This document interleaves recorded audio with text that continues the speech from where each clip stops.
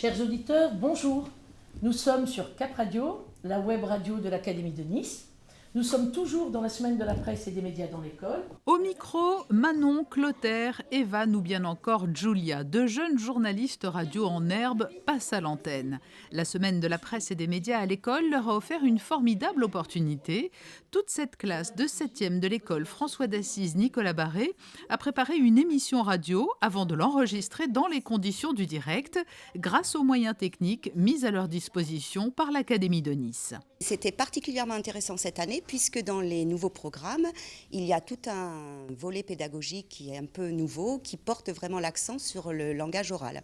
C'est dans ce cadre-là que nous avons travaillé. Ça nous a permis de développer effectivement la prise de parole à l'oral avec les jeunes élèves et puis ainsi travailler également sur l'esprit critique et l'usage citoyen d'Internet. Ça a été un travail transversal. Il faut faire attention à ce qu'on envoie. Par exemple, Snapchat, et tout le monde disait qu'au bout de 20 secondes, les photos s'effaçaient, mais un expert a découvert qu'on pouvait les récupérer. Les élèves ne sont pas prêts d'oublier cette expérience. La préparation de l'émission leur a permis de mieux cerner la profession de journaliste et la façon dont les médias informent le grand public. Alors pendant les leçons de géographie, on a vu un peu ce qu'on faisait pour la radio. Après, ça a pris à peu près 2-3 semaines pour vraiment apprendre tout. Et c'était très bien. J'adorais ça, j'ai même envie de le refaire.